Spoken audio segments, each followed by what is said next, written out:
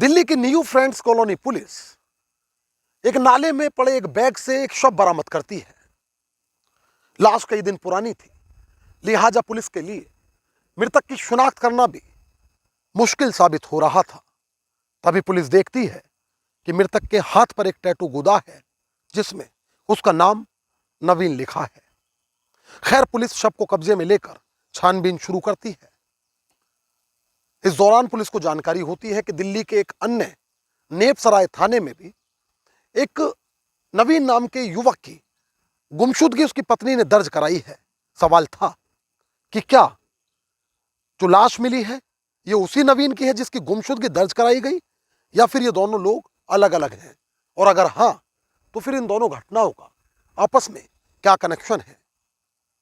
इसका पता लगाने के लिए पुलिस को तवील जांच करनी पड़ी, और पुलिस की तवील जांच के बाद जो खुलासा हुआ उसे जानकर सभी के होशो हवास उड़ गए। नमस्कार, आदाब दोस्तों, मैं आपका साजिद सैफी हूं और आप हमारी खास पेशकश बेपर्दा देख रहे हैं। और बेपर्दा में आज बात दिल्ली में हुए उस नवीन हत्याकांड की जिसके करीब 22 दिन चली लंबी जांच ने पुलिस की कई टीमों के पसीने छुड़ा दिए।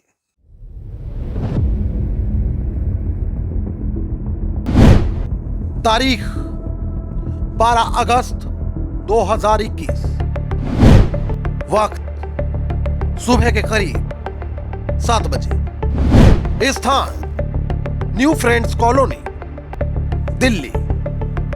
आज न्यू फ्रेंड्स कॉलोनी के सुखदेव बिहार से गुजर रहे नाले से उठने वाली दुर्गंध ने न केवल लोगों का जीना मुहाल कर दिया, बल्कि थोड़ी ही देर में लोग समझ गए कि आबो हवा की सेहत बिगाड़ रही है बदबू नाले में पड़े ट्रॉली बैग से आ रही है। मगर बैग में क्या है, इससे पर्दा उठाने के लिए चश्मदीदों ने इसके मुताल्लिक पुलिस को आगाह किया। सूचना गंभीर थी, लिहाजा थोड़ी ही देर में थाना पुलिस मौके पर पहुंची। बैग बाहर निकलवाया गया तो हड़कंप मच गया, क्योंकि बैग से बुरी तरह सड़ी गली हालत में एक युवक की लाश बरामद हुई। मृतक का चेहरा शत बिशत है, मगर मृतक के एक हाथ पर नवीन नाम का टैटू गुदा हुआ है, जबकि उसके दूसरे हाथ में कड़ा पड़ा है। मगर मृतक कौन है और किसने उसकी हत्या कर उसकी लाश को बैग में बंद करके नाले में फेंक दिया? क्या यह दिल्ली का ही निवासी है या किसी और राज्य से लाकर इसे यहां फेंका गया? ऐसे कई बुनियादी सवालात अब पुलिस के सामने सीना तान खड़े थे। खैर, हत्या की धाराओं में केस दर्ज कर पुलिस ने न केवल मामले में छानबीन शुरू की, बल्कि अब पुलिस को आसपास के थानों में दर्ज गुमशुदगी के मामलों की फाइल्स के पन्ने एक बार फिर पलटने को मजबूर होना पड़ा। वहीं जांच के दौरान पुलिस यह तो जान चुकी थी कि युवक की हत्या कहीं और कर उसके शव को यहां ठिकाने लगाया गया, मगर बेखतर कातिल कौन है और उसने क्यों कर इस वारदात को अंजाम दिया, यह पता लगाना अभी पुलिस के लिए बाकी था। उधर अब पुलिस की तवील व गहन छानबीन में पता चला कि 12 अगस्त को दक्षिण दिल्ली के नेपसराय थाने में नवीन नामक एक युवक की गुमशुदगी उसकी पत्नी मुस्कान द्वारा दर्ज कराई गई। मगर मुस्कान ने अपनी शिकायत में नवीन के हाथ पर बने टैटू का कोई जिक्र नहीं किया। सवाल ये कि क्या ये जो लाश मिली है वह उसी नवीन की है जिसकी गुमशुदगी 12 अगस्त को उसकी पत्नी ने दर्ज कराई, या फिर मृतक की और गुमशुदा नवीन दो अलग अलग व्यक्ति हैं?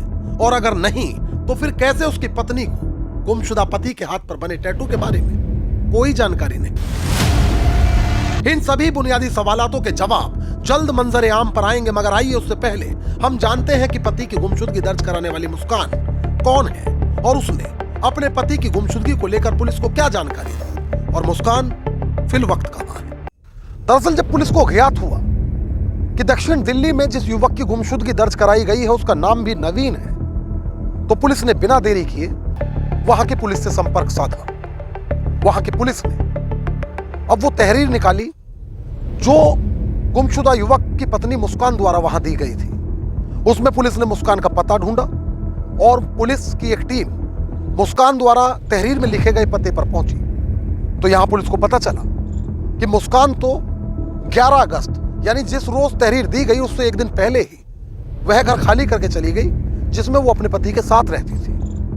अब पुलिस ने उस तहरीर को पुनः पढ़ा और पुलिस ने पाया कि वहां एक मोबाइल नंबर छोड़ा गया है। फिर क्या था, पुलिस ने बिना देरी की उस मोबाइल नंबर की लोकेशन निकाली तो उसकी लोकेशन खानपुर पाई गई। इसके बाद पुलिस की एक टीम तत्काल खानपुर पहुंच गई। दरअसल मुस्कान देवली में पति के साथ किराए के घर में रहती थी। पति के लापता होने के बाद वह अपनी 2 साल की बेटी के साथ खानपुर में मां के साथ रह रही है। पुलिस ने जब मौके पर पहुंचकर मुस्कान से नवीन के टैटू के बारे में पूछा तो उसने टैटू की जानकारी से इनकार कर दिया।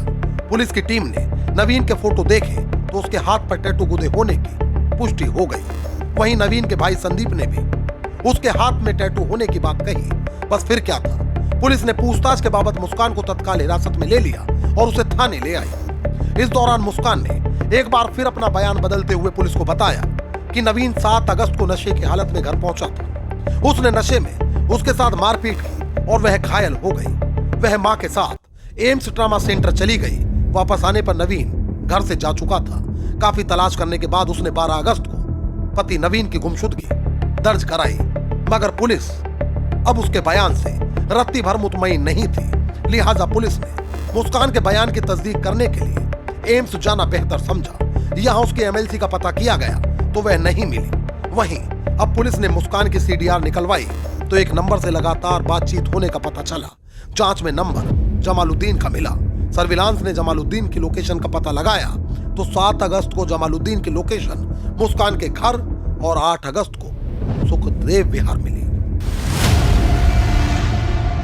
घटना की कड़ियां जुड़ने लगी, जबकि अब पुलिस ने भी मुस्कान से पूछताछ में सख्ती बरती और आखिरकार पुलिस के सख्त सवालों से मुस्कान टूट गई और फिर उसने पुलिस को जो बताया उसे सुनकर हर कोई दंग रह गया। मुस्कान ने पुलिस को बताया कि वह पिछले 4-5 साल से नवीन के साथ रिलेशनशिप में है। इस रिश्ते में उन्हें 2 साल की बेटी भी है, मगर पिछले 7 महीनों से वे अलग रह रहे थे। इस दौरान उसके जमालुद्दीन से संबंध हो गए। 7 अगस्त को जब वह अपने कमरे में जमाल के साथ थी तब नवीन वहां आ गया। जमाल को देखकर नवीन ने आपा खो दिया। उसने मुस्कान के साथ मारपीट की। कमरे में शोर सुनकर रखवाली के लिए बाहर खड़े किए गए। जमाल के दोस्त विवेक और कौशलेंद्र भी वहां आ गए। वहीं जमाल ने कौशलेंद्र और विवेक के साथ मिलकर नवीन की हत्या कर दी। हत्या के बाद जमाल ने नवीन के शव को वॉशरूम में धोया। उसने कमरे से खून साफ किया और जमाल ने सुबह अपने एक अन्य दोस्त राजपाल को भी मौके पर बुला लिया और फिर इन सभी लोगों ने मिलकर सबको ट्रॉली बैग में ले जाकर नाले में फेंक दिया। इतना ही नहीं, इनके इस गुनाह में मुस्कान की मां भी शरीक हो गई। कहा जाता है कि नवीन के शव को ठिकाने लगाने में यह सब लोग शामिल थे। हालांकि घटना के 21 दिन बाद यानी 28 अगस्त 2021 को पुलिस ने न सिर्फ नवीन की पत्नी व सास समेत 7 लोगों को गिरफ्तार कर उनसे एक चाकू, मृतक का मोबाइल फोन, हत्या के बाद शव को ठिकाने लगाने के लिए इस्तेमाल किया गया ऑटो और खून के धब्बे वाले कपड़े बरामद कर लिए, बल्कि इस सनसनीखेज वारदात का खुलासा करते हुए इनके चेहरे भी बेपर्दा कर दिए।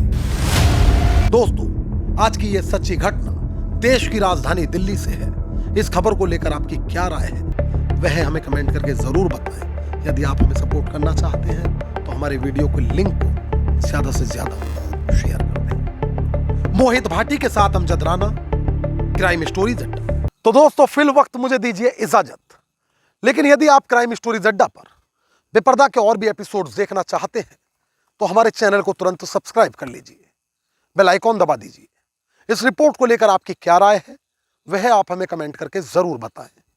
और यदि आप चाहते हैं कि हमारे चैनल पर क्राइम स्टोरीज का सिलसिला आगे भी मुसलसल बादस्तूर जारी रहे तो हमें सपोर्ट करिए। हमारे वीडियोस को ज्यादा से ज्यादा लाइक और शेयर करिए। एक और नई कहानी के साथ हमारी आपसे फिर होगी मुलाकात और क्राइम स्टोरीज अड्डा पर फिर एक नया चेहरा होगा बेपर्दा। तब तक के लिए आदाब, नमस्कार, जय हिंद।